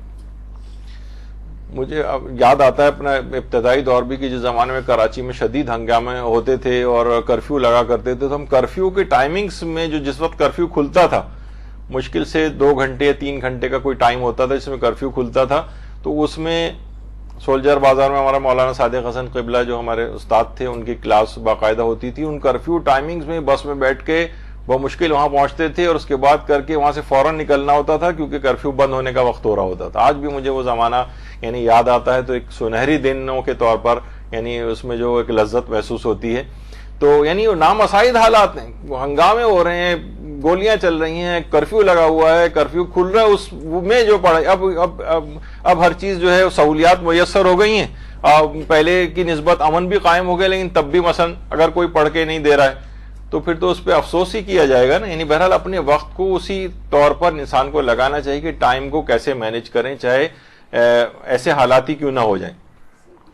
تو اسی طریقے سے مثلا آیت اللہ شب زندہ دار ہیں، یہ کہتے ہیں کہ یعنی میں کیسے ہی حالات کیوں نہ ہوں، روزانہ میں سونے سے پہلے احکامات کا ایک ورقہ ضرور پڑھتا ہوں۔ مثلا توضیح المسائل ہے، یہ تو خیر خود ہی بھی مجتہد ہیں، لیکن احکامات یعنی فقہی مسائل کا ایک صفحہ میں روزانہ تلاوت، یعنی دن میں اور تمام مصروفیات کے علاوہ، یعنی جس وقت سونے لگتا ہوں تو سونے سے پہلے احکام کا ایک صفحہ ضرور پڑھتا ہوں، اس میں کبھی ناغہ نہیں ہوتا چاہے کیسے ہی حالات کیوں نہ ہو جائیں۔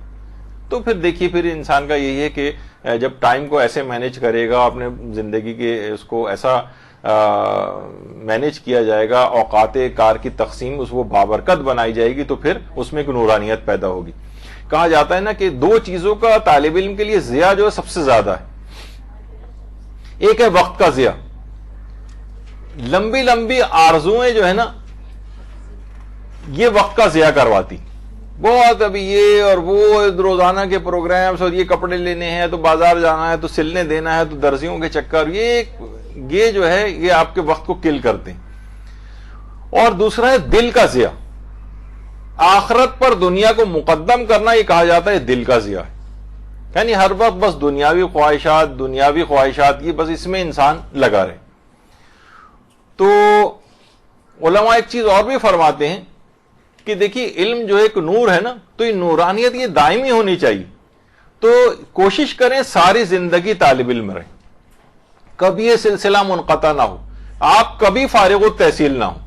جیسے علماء باقاعدہ دعا دیتے جب زیارات حج یا عمرے کے اوپر جو ہے لے کر جاتے ہیں, حج ختم ہو جاتا ہے یا احرام لوگوں کا اترتا ہے, تو وہ کہتے ہیں کہ آپ کا یہ ظاہری احرام تو اتر گیا, لیکن ہماری دعا ہے کہ آپ کا باطنی احرام کبھی نہ اترے. باطنی احرام یعنی اب کہ میں یہ نہیں کروں گا, یہ نہیں کروں گا, یہ نہیں کروں گا, یہ نہیں کروں گا. ایک تو ظاہری احرام کی جو حالت ہوتی ہے کہ یہ نہیں کر سکتے اور بال نہیں توڑ سکتے اور تیل نہیں لگا سکتے اور خوشبو کا استعمال نہیں کر سکتے اور جدال اور جھوٹ اور فیسق اور اس تمام چیزیں اس کے اندر آتی ہیں. تو کچھ ظاہری چیزوں کی پابندی ہے, اور ایک ہے آپ اس احرام سے جو یعنی انسان کی روح کو بھی پابند احرام ہو جانا چاہیے, لیکن وہ احرام کبھی نہ اترے. یہ نہیں کہ اس احترام کے بعد تو خوشبو حلال ہو جاتی ہے اور بہت جسم سے بال بھی توڑ سکتے ہیں اور بہت ساری چیزیں حلال ہو جاتی ہیں, لیکن یہ احرام کبھی نہ ہوتے. تو اسی طرح علماء اس کی بھی دعا دیتے ہیں کبھی فارغ التحصیل نہ ہو. تو بہت سی طالبات ہماری ایسی ہیں جو مدرسے کو شاید یہ 19واں سال یہ سیشن ہے جو چل رہا ہے, تو شروع سے جو آئی تھی تو کچھ طالبات ابھی تک وہ آ رہی ہیں, پہلے پڑھتی تھیں اب پڑھاتی بھی ہیں ماشاءاللہ. تو یہ سلسلہ کبھی رکنا نہیں چاہیے. اور کہا جاتا ہے کہ جب بھی شادی شدہ آدمی کے متعلق یہ بات کہی جاتی کہ وہ ہمیشہ طالب علم رہتا ہے. بیوی کو لگتا ہے کہ ماں سکھا رہی ہے اور ماں ہی سمجھ رہی ہوتی کہ بیوی اس کو سکھا رہی ہے اور پڑھا رہی ہے, تو اس طرح یہ بیچارہ ساری زندگی پڑھتا ہی رہتا ہے, یہ کبھی ریٹائر نہیں ہوتا پڑھائی سے, تو اس کو طالب علم سمجھا جائے گا. یہ تو خیر ایک مذاق کی بات بیچ میں آ گئی تھی. تو طالب علم جب آیت اللہ وحید خراسانی کے پاس, اچھا ایک طریقہ کار بھی ہے کہ جب اپنے وطن جا رہے ہوتے ہیں تو خدا حافظی کے لیے آتے ہیں, تو آیت اللہ وحید خراسانی سے کچھ طالب علم ملنے کے لیے گئے. کہا یہ کیسے آئے؟ کہا کہ آقا فارغ التحصیل ہو گئے ہیں, آپ سے ملاقات کے لیے آئے تھے. تو آیت اللہ وحید خراسانی مسکرائے, کہا کہ بہت مبارک ہو کہ ماشاءاللہ اتنی کم عمری میں آپ فارغ التحصیل ہو گئے, میں 100 سال کے قریب ہو گیا اور ابھی تک فارغ التحصیل نہیں ہو سکا. تو اب یہ ہے کہ بلکہ یہ بھی کہا کہ پیغمبر اسلام تک اپنے آپ کو فارغ التحصیل نہیں سمجھتے تھے اور قل رب زدنی علما ہمیشہ دعا کرتے رہتے تھے.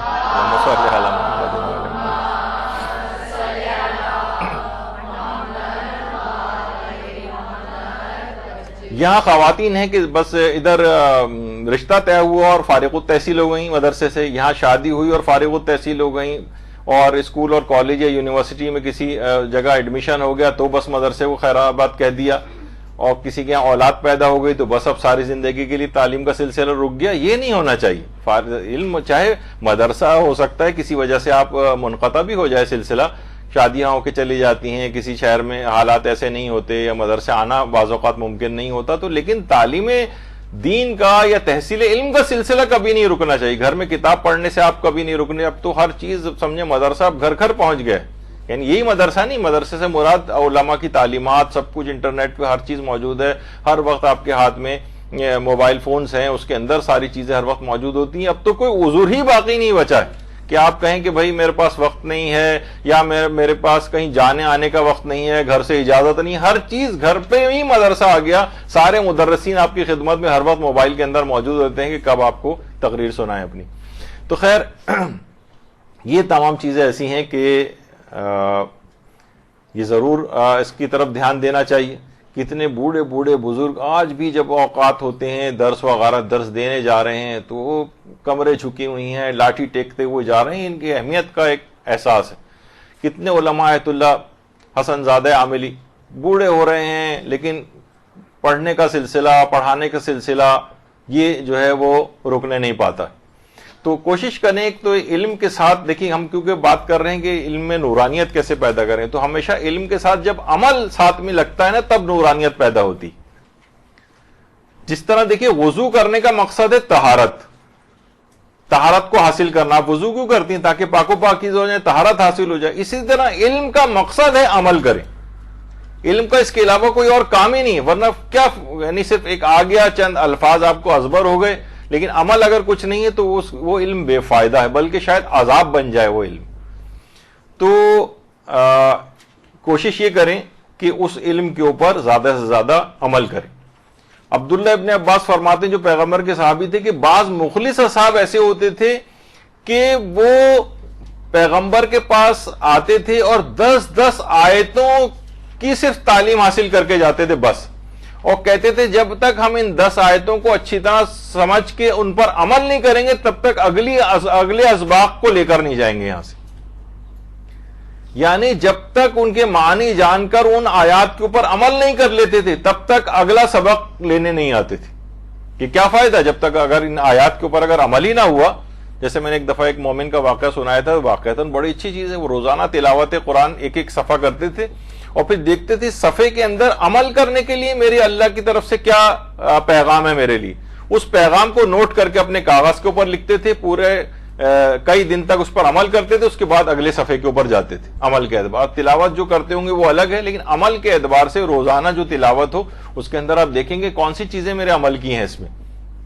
کیونکہ جب تک عمل ساتھ میں نہیں ہو تب تک بات آگے نہیں بڑھے گی اور علم کے اندر وہ نورانیت جو ہے وہ پیدا نہیں ہوگی. دیکھیے شیطان کے متعلق کیا کہا جاتا ہے؟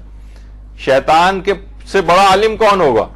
یعنی کتنے انبیاؤں کا زمانہ اس نے دیکھا ہوا ہے، کتنے اولیاء کا زمانہ دیکھا ہوا ہے، بڑے بڑے علماء کو علمی طریقوں سے بہکاتا ہے، تو کتنا علم رکھتا ہے اپنے ساتھ. لیکن اس کے ساتھ مسئلہ کیا ہے؟ مسئلہ یہ ہے کہ علم کے اوپر اس نے اپنے عمل نہیں کیا، شیطان بن گیا. تو علم کے اوپر اگر انسان عمل نہ کرے، علم حاصل کرتے جائیں اور کردار و عمل کے اندر کوئی تبدیلی نہ ہو تو یہ علم ایک وبال جان بن جاتا ہے. یہ عذاب بن جائے گا، یہ برائیاں لے کر آئے گا، یہ تکبر پیدا کر دے گا، یہ عجب پیدا کر دے گا، بہت ساری اور چیزیں ساتھ میں آتی چلی جائیں گی. لیکن اس کے اوپر جتنا علم حاصل کرے اس کے مطابق عمل کرتا جائے تو پھر نورانیت آئے گی. تو یہ بہت اہم چیز ہے. جبھی حضرت امیر المومنین علیہ الصلوۃ والسلام ایک جملہ فرماتے تھے،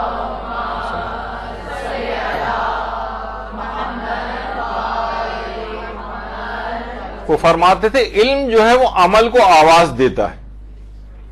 اگر وہ عمل کو حاضر پاتا ہے تو رک جاتا ہے ورنہ رخصت ہو جاتا ہے. یعنی علم عمل کو آواز دیتا ہے. اگر عمل موجود ہوتا ہے وہاں پر، عمل کو اگر وہ حاضر پاتا ہے تو علم رک جاتا ہے ورنہ رخصت ہو جاتا ہے. یعنی اگر آپ نے عمل نہیں کیا تو علم بھی آپ بھلا دیں گی، یہ ضائع ہو جائے گا. ساری زندگی کی جتنی محنتیں وہ بھی سب ضائع ہو جاتی ہیں. کتنا تحصیل علم میں آدمی وقت لگاتا ہے لیکن اس کے مطابق عمل نہیں کرتا جائے گا تو فراموشی اور نسیان بڑھتا جائے گا، وہ علم سب غائب ہو جائے گا. عمل کرتے جائیں گے تو وہ اس کے اندر ایک نورانیت ہوگی اور وہ اندر اپنی جڑیں مضبوط کرے گا.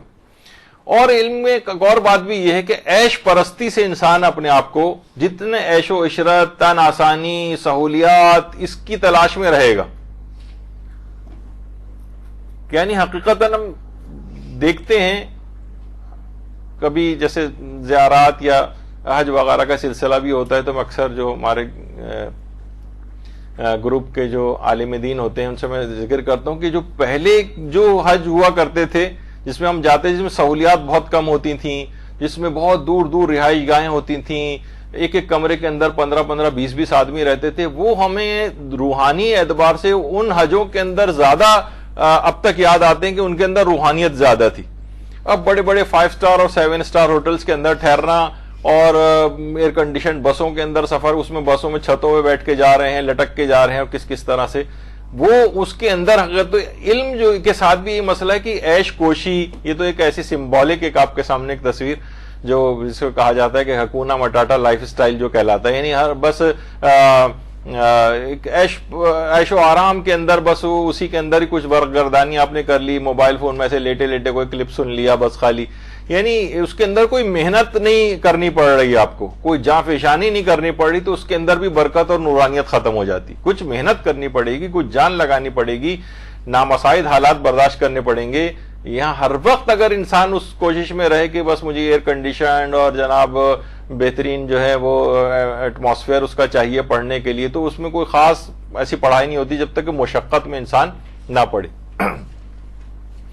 بلکہ میں اکثر وہ سناتا بھی ہوں, یہاں پہ ایک مدرسہ کھل بھی چکا ہے, یہاں ابھی تو نہیں, خیر کافی ہمارے مولانا شہریار آبدی بھی اس مدرسے کے اندر جو ہے وہ پڑھ چکے ہیں. اکثر وہاں کے حالات سناتے ہیں کہ انہوں نے اس کو آئیڈیل مدرسہ ظاہری اعتبار سے بھی بنانے کی کوشش کی تھی, جس میں طالب علموں کو سہولیات, کہ جناب وہ ہاسٹل تھا اور صبح اٹھتے ہی ان کو جو ہے بیڈ ٹی دی جاتی تھی, اور اس کے بعد بادام اور پتہ نہیں کون سی چیزیں کھلائی جاتی تھیں ان کو, اور ہر طرح کی سہولیات ان کو کھانے پینے کے اعتبار سے وہ. لیکن کیا ہے کہ وہ چند سالوں کے اندر ہی وہ مدرسہ بند ہو گیا. طالب علم یعنی اگر وہ عیش پرستی اور اس کے اندر اگر پڑ جائے اور تھوڑا سی بھی سختی اس کو برداشت نہ کرنی پڑے, تو وہ بھی علم کی نورانیت ایک اس سے رخصت ہو جاتی. تو کوشش کریں کہ محنت و مشقت کے ساتھ جو ہے علم حاصل کریں. شہید قدوسی بہت بڑے عالم تھے جو بعد میں شہید بھی ہوئے, اور ان کی جو ہے وہ تصویر. تو محنت مشقت کے ساتھ یہ تمام چیزیں ہونی چاہیے, کیونکہ ہم یہ دیکھتے ہیں کہ بلکہ کہا جاتا ہے کہ طالب علم کو سب سے زیادہ نقصان پہنچانے والی اگر کوئی چیز ہے وہ سستی اور کاہلی. یہ بیماری اگر کسی کے اندر پیدا ہو جائے تو ذہین سے ذہین طالب علم کو بھی ناکامی سے دوچار کر دیتی, سستی اور کاہلی. علماء کی ہم دیکھتے ہیں, سیرت کا مطالعہ کرتے ہیں, باقاعدہ علماء اور طالب علموں کی سیرت کی کتابوں کو بھی مطالعہ کرنا چاہیے. کہاں کہاں وہ کس طرح سے وہ لوگ پڑھتے تھے, کیسے حاصل کرتے تھے, بھوکے پیاسے رہتے تھے, لمبے لمبے سفر کرتے تھے.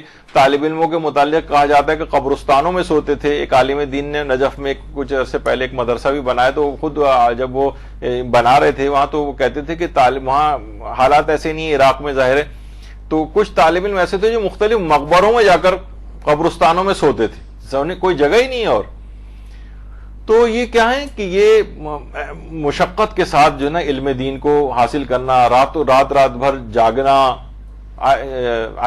جو ہمارے عالم انتقال کر گئے علامہ ذیشان حیدر جوادی, ان کے کلاس فیلوز اور جو اور علماء ہیں وہ بتاتے ہیں کہ کبھی ان کے کمرے کی لائٹ ہم نے بند نہیں دیکھی, لگتا ہی نہیں. پوری رات بیٹھ کے ترجمے کرتے تھے, پھر اپنے صبح جو درس شروع ہوتے تھے تو ان درسوں میں آ جاتے تھے, اور شام تک اس میں مصروف رہتے تھے, پھر جا کر لکھنا شروع کر دیتے تھے, پھر پوری رات لائٹ جل رہی. کب سوتے تھے آخر؟ تو اپنے اس تمام ٹائم پیریڈ کو انہوں نے اتنی محنت اور مشقت کے ساتھ گزارا. ہمارے سرپرست اعلیٰ مولانا غلام علی وزیری صاحب, ان کے متعلق خود وہ بتاتے ہیں, مولانا غلام علی وزیری صاحب کہ جب ہم نجف میں ہوتے تھے اور رات کو نیند ستاری ہوتی تھی, تو اپنے پاؤں, ہمیں کچھ تو مظاہرہ ہمارے سامنے ہی کرتے ہیں, اور وہ آپ کو پتہ ہے کہ بہت سے لوگ ان کو جانتے ہیں, ان کے مزاج کو کتنے جیدار ہیں وہ, کہ ہم اس طرح سے میں اپنے پاؤں کے بال نوچ کے بھی دکھائے, میں بال اکھاڑ کے دکھائے اپنے پاؤں سے, کہ میں اس طرح سے بال, تاکہ تکلیف سے ہم ساری رات جاگتے رہیں اور علم حاصل کرنے میں یعنی کوئی تعطل نہ آنے پائے. کیونکہ رات کو نیند ستاتی تھی, تو اپنے جسم کو کچھ مناسب حد تک اذیت دے کر اور اس طرح سے بال اکھیڑ کے بھی انہوں نے ہمیں دکھائے. تو خیر اتنی تو آپ سے ریکوائرمنٹ نہیں ہے, لیکن یہ کہ کم سے کم اتنا ہو کہ یعنی ہر وقت کی عیش پرستی اور ہر وقت آرام اور سکون کی تلاش, اور یہ نہیں, اس میں بہت محنت جو ہے وہ درکار ہوتی. تو بہت سے ملتا بھی ہے. پیغمبر کے بعض اصحاب ہوتے تھے کہ ہر وقت تو ہر صحابی کا وہاں پہ پیغمبر کے پاس موجود ہونا ضروری نہیں ہوتا تھا, کہ ظاہر ہے اور بھی کام ہوتے ہیں. تو اگر ان کا کوئی درس مس ہو جاتا تھا, کیونکہ پیغمبر کی تو ہر نشست درسی ہوتی تھی. مسجد نبوی ہیں تو پیغمبر خطاب کر رہے ہیں, اور جہاں پہ بھی موجود ہیں تو وہاں تعلیمات کو بیان کر رہے ہیں. تو کبھی ان سے مس ہو جاتی تھی کوئی ایک لحاظ سے, جسے ہم اپنی زبان میں کہیں کلاس پیغمبر کی, تو وہ اصحاب جو اس کلاس میں شریک ہوتے تھے, وہ اصحاب ان جیسے عبداللہ ابن عباس کے متعلق ملتا ہے کہ کبھی مس ہو جاتی ان سے وہ کلاس, تو وہ ان اصحاب کے گھروں کے باہر جا کر بیٹھ جاتے تھے, یا ان کے گھر جاتے تھے, معلوم ابھی گھر پر نہیں ہیں, تو انتظار کے لیے باہر گھنٹوں بیٹھے رہتے تھے. یا میں کہ وہ سو رہے ہیں تو جب تک وہ سو کر اٹھ نہ جائیں وہیں چادر بچھا کر بیٹھ جاتے تھے, کہ جب اٹھیں گے تو میں ان سے وہ تمام چیزیں حاصل کروں گا کہ جو پیغمبر نے آج اپنی درس میں ارشاد فرمائی. تو یہ کیا ہے؟ یہ ہم فوراً ہوتے تو ہم تو یہ کہتے کہ ان کو گھر آ جانا چاہیے تھا, اگلے کسی اور دن جا کر پوچھ لیتے. نہیں, یہی تو ہے کہ یہ عیش پرستی وغیرہ ان کے لوگوں کی فطرت میں نہیں تھی, تو انہوں نے بڑے مقام, تو آج ہم اتنے 1400 سال بعد بھی بیٹھے ان کا ذکر کر رہے ہیں. تو ایک عالم سے باقاعدہ کسی نے پوچھا بھی تھا کہ آپ نے اتنا علم کیسے حاصل کیا؟ تو انہوں نے کہا 2 وجوہات کی بنا پر. ایک تو یہ کہ جو کچھ میں نے سنا وہ سب کا سب یاد کرنے کا التزام کیا. یعنی یہ نہیں کہ بس اب جو کتنی باتیں آج آپ نے سنی ہیں 2 باتیں یاد رکھ لیں باقی سب بھلا دی. نہیں, جو سنا میں نے اس کو یاد کرنے کا التزام کیا کہ میں جو سنا ہے اس کو لکھوں گا اور اس کو ذہن نشین کر لوں گا, اس کو التزام کیا. اور فرماتے طلب علم کے لیے جتنا سفر کرنا ضروری تھا وہ سب میں نے اپنی زندگی میں وہ تمام سفر کیے. تو بہرحال یہ چیز ہے. اور انہوں نے یہ بات بھی بیان فرمائی کہ 2 چیزیں ایسی ہیں جو خصوصیات, ایک جانوروں والی خصوصیت ہے اور ایک جمادات والی خصوصیت ہے, وہ میں نے اپنے اندر حاصل کی. ایک تو خصوصیت یہ ہے کہ صبح سویرے اٹھنا, پرندوں کی مانند صبح سویرے اٹھنا, یہ ایک ایسی عادت ہے جو تقریباً ناممکن ہوتی جا رہی ہے لوگوں کے. ساری رات جاگتے ہیں اور پھر اس کے بعد پھر صبح کو پڑھ کر سو جاتے ہیں اور پھر دوپہر تک سوتے رہتے ہیں پڑے ہوئے. تو یہ سحر خیزی ہے, اس سے علم حاصل ہوتا ہے, اس میں ایک نورانیت, ایک برکت ہے سحر میں. اور سحر خیزی سے مراد سورج نکلنے کے بعد کا ٹائم نہیں ہے. نماز اصل سحر خیزی ہے نماز فجر سے 2 گھنٹے پہلے کا ٹائم, 2 گھنٹے پہلے. یعنی مقصد ہے کہ اس سے پہلے آپ اٹھیں, نماز شب پڑھیں, نافلہ فجر پڑھیں, تلاوت قرآن کریں, یہاں تک کہ فجر وغیرہ کا وقت آ جائے. چلے اتنا نہ ہو تو کم سے کم فجر کو ہی اول وقت پہ انسان پڑھ کے اور اس کے پڑھے, اور اس کے بعد جب تک سورج نکل نہ جائے تب تک تعقیبات اور دعائیں, یا مثلا اگر علم دین بھی حاصل کر رہا ہے تو وہ سب سے بیسٹ ٹائم ہے. وہ کہا جاتا ہے نا رزق کے تقسیم ہونے کا, تو ہر قسم کا رزق اس وقت تقسیم ہو رہا ہوتا ہے. علم کا رزق بھی تقسیم ہو رہا ہوتا ہے, نورانیت کا رزق بھی تقسیم ہو رہا ہوتا ہے, ہر کچھ دنیاوی رزق بھی تقسیم ہو رہا ہوتا ہے. جو اس وقت سوتا ہے وہ کھوتا ہے. تو بہرحال جو ایک تو انہوں نے کہا کہ جانوروں والی خصوصیت کے پرندے وہ الگ صبح اٹھتے ہیں, یہ میں نے ان سے سیکھا, اس سے میرے اندر یہ پیدا ہوئی. اور دوسری چیز انہوں نے کہی, دوسری چیز یہ ہے کہ جمادات, پتھر ہے جیسے, آسائشوں پر میں نے جمادات کی طرح سے صبر کیا. یعنی آپ نے دیکھا نا پتھر کچھ نہ دو تب بھی خاموش پڑا رہتا ہے, کسی سے کوئی شکایت نہیں کرتا. تو کوئی آسائش نہیں بھی ملے تو پتھر کی طرح سے پڑے ہوئے کیا فرق پڑتا ہے, نہیں ملی تو نہیں ملی, تڑپے نہیں جا رہے ہیں اس کے لیے, مچلے نہیں جا رہے ہیں, شکایتیں پوری دنیا میں کرتے نہیں پھر رہے ہیں لوگوں سے کہ ہمیں فلاں چیز نہیں ملی اور فلاں چیز نہیں ملی. یہ چیزیں 2 چیزیں میں نے سیکھی. تو جانوروں والی چیز سیکھی کہ اللہ صبح اٹھوں, اور جمادات کی طرح سے آسائشوں پر صبر کرنا سیکھا. یعنی کوئی خواہشی نہیں ملی تو کوئی بات نہیں, ایسے ہی اس سے گزارا کر لیا اور کسی سے کوئی حرف شکایت زبان پر نہ لائے. ان 2 چیزوں سے جب آری ہو گئے تو پھر ہمارے پاس بہت وقت بھی بچ جاتا ہے. صبح سویرے اٹھیں, آپ کے پاس اتنا وقت ہوگا دن کاٹے نہیں کٹے گا آپ کو. جب اٹھیں گے 12-1-2 بجے سو کے تو 3 گھنٹے بعد تو غروب ہونے کا ٹائم ہو جائے گا سورج کے, تو پورا دن تو نکل گیا اس میں. تو یہ ایک چیز ہے. لیکن یہ کہ ابھی چیزیں تو اس کے اندر کافی ساری اور موجود تھیں, نورانیت علم کیسے پیدا کریں. تو لیکن یہ کہ کیونکہ ابھی اگلا لیکچر بھی بہت اہم ہونا ہے, سر وسیم امام آپ کے جو ہے وہ لیکچر لیں گے, تو کوشش یہ کریں گے کہ انشاءاللہ جو اگلی کلاس ہوگی اس میں باقی ماندہ گفتگو کو مکمل کر لیا جائے.